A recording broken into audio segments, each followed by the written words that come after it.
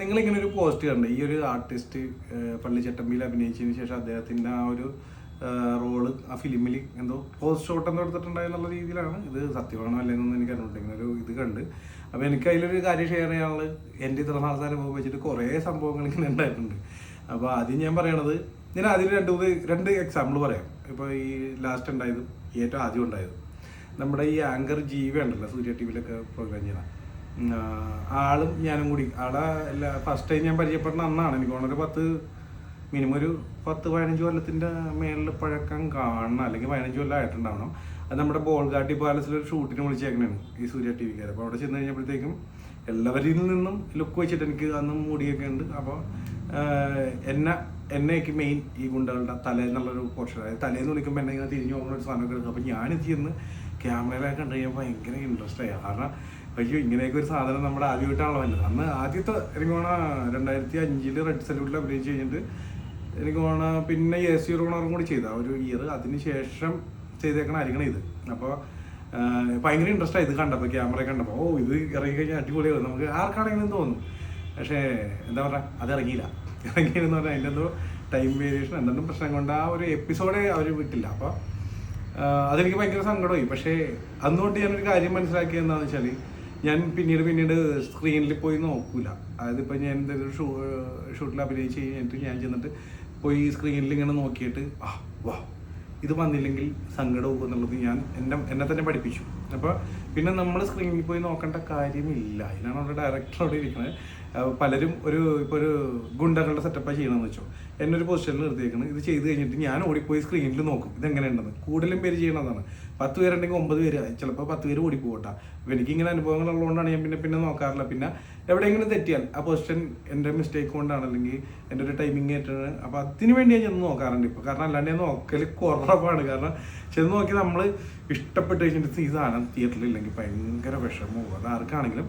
പക്ഷേ ഈ ഒരു ആർട്ടിസ്റ്റിനോട് എനിക്ക്, ഈ ഒരു ആർട്ടിസ്റ്റിനോടല്ല എല്ലാ ആർട്ടിസ്റ്റുമാരോടും പറയാനുള്ളത്, നിങ്ങളത് പോയി നോക്കിയാൽ പോലും നിങ്ങളത് പ്രതീക്ഷിക്കരുത് അത് വരില്ലെന്നുള്ള രീതിയിൽ തന്നെ ഇരിക്കുക. കാരണം എന്താ പറയുക, വന്നില്ലെങ്കിൽ വരില്ലെന്നല്ല, എല്ലാവരും ആഗ്രഹിക്കുന്നത് വരാൻ വേണ്ടി തന്നെയാണ്. പക്ഷെ വന്നില്ലെങ്കിൽ അതിന് ഞാനൊരു കാര്യം പറഞ്ഞാൽ, ലാസ്റ്റ് എനിക്ക് തോന്നുന്ന കേശു ഈ വീടിൻ്റെ നാതലിൽ ഒരു 5-6 സീൻസ് മിനിമം, എനിക്ക് തോന്നുന്ന ഒരു 5 സീൻ എന്തായാലും ഉണ്ടായിരുന്നു. അത് അബു സലീമിക്ക് ഞാനും അങ്ങനെ പല ഗ്യാങ് ആയിട്ട് ഇങ്ങനെ പല സ്ഥലത്ത് വെള്ളമടിക്കുന്നതും പിന്നെ പുറത്തുള്ളതും അങ്ങനെ ഇങ്ങനെയൊക്കെ ആയിട്ട് ഞങ്ങൾ എടുത്തിട്ടുണ്ടായിരുന്നു.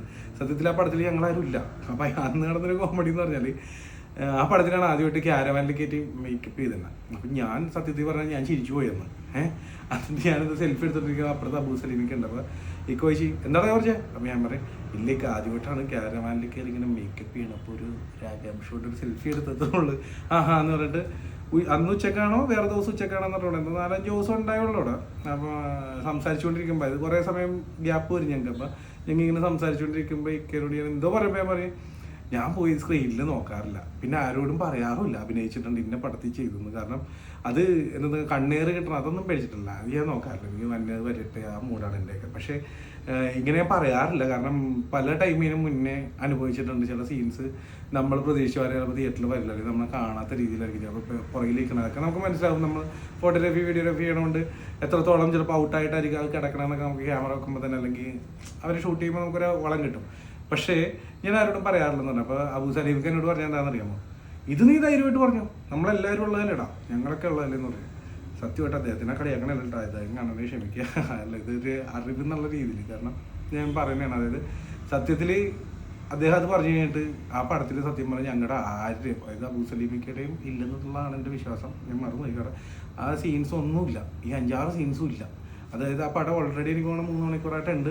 അപ്പോൾ അതുകൊണ്ട് ഇപ്പോൾ മണിക്കൂർ കൂടി കൊണ്ടാവാം, അല്ലെങ്കിൽ എന്തെങ്കിലും ചേർച്ചില്ലായ്മ കൊണ്ടാവും, എന്തും ആവാം. പക്ഷേ ഞാൻ പറയുന്ന ഒരു ആർട്ടിസ്റ്റ് എന്നുള്ള രീതിയിൽ എൻ്റെ ഇത്ര നാളത്തെ അറിവ് വെച്ച് പറഞ്ഞാണ്, നിങ്ങൾ ഇപ്പോൾ പള്ളിച്ചട്ടമ്പി ടീം അദ്ദേഹത്തിനോട് മാപ്പ് പറയുന്നത് പറയുമ്പോൾ മാപ്പ് പറഞ്ഞിട്ടെങ്കിൽ പോലും എന്താണ് അതിൽ വിഷമിക്കരുത്. അവരോടൊരു ഏത് സിനിമാക്കാരാണെങ്കിലും ഒരു വെറുപ്പ് കാണിക്കരുത്. കാരണം അതിൻ്റെ ബിഹൈൻഡ് കുറേ കാര്യങ്ങൾ അവർ ചെയ്യേണ്ടതുണ്ട്. നമ്മൾ നമ്മുടെ മാത്രം ഒരു ചെറിയ പോർഷൻ കണ്ട്, അല്ലെങ്കിൽ നമ്മൾ ചെയ്തേക്കുന്ന പോർഷൻ കണ്ടിട്ട് അവരെ വിലയിരുത്തുക, എൻ്റെ സീൻ വന്നില്ല, അവരെ കുറേ കുറ്റം പറയുക, അതൊന്നും അല്ല. ഇതൊക്കെ പ്രതീക്ഷിച്ചിട്ട് വേണം ഈ ഒരു കാര്യത്തിന് ചെല്ലാൻ, എപ്പോൾ എന്ത് വേണമെങ്കിലും. അപ്പോൾ ഇങ്ങനെ ഞാനിപ്പോൾ 2 കാര്യമേ പറഞ്ഞോളൂ, ആദ്യത്തെ അവസാനത്തെ. ഇതിൻ്റെ ഇടയിൽ പല സംഭവങ്ങൾ വേറെയും ഉണ്ട് എന്നാൽ പ്രതീക്ഷിക്കാണ്ട് നമ്മൾ എന്താണ് ഒരു ചെറിയ റോൾ ചെയ്യാൻ പോയിട്ട് വലുത് ചെയ്തേക്കണതും ഉണ്ട്. അങ്ങനെ കുറേ അനുഭവങ്ങളുണ്ട്, തിരിച്ചും കിട്ടിയിട്ടുണ്ട് കേട്ടോ. അപ്പോൾ അതുകൊണ്ട് ഞാൻ ഇത് കണ്ടപ്പോൾ എനിക്കൊന്ന് ഷെയർ ചെയ്യണമെന്ന് തോന്നി. മറ്റു ആർട്ടിസ്റ്റുകളാണെങ്കിൽ ഇപ്പോൾ എൻ്റെ ഒരു സീൻ എടുത്തിട്ട് അയ്യോ അത് ഇട്ടില്ല അവന്മാരെന്ത് പരിപാടി, അത് അവരുടെ ഇഷ്ടമാണ്. അവർ എന്ത് ചെയ്യണം, അവർക്ക് അവരുടെ പ്ലാൻ ഉണ്ട്. ഇതൊക്കെ എടുത്ത് വെച്ചിട്ട് ചിലപ്പോൾ എക്സ്ട്രാ ഷോട്ട് എടുത്ത് വെച്ചായിരിക്കും എവിടെയെങ്കിലും ആവശ്യം വന്നാൽ, അല്ലെങ്കിൽ ഇന്ന സമയത്ത് പറഞ്ഞാൽ വേണ്ടി വന്നാലാന്ന് പറഞ്ഞാൽ അത് പോവാം.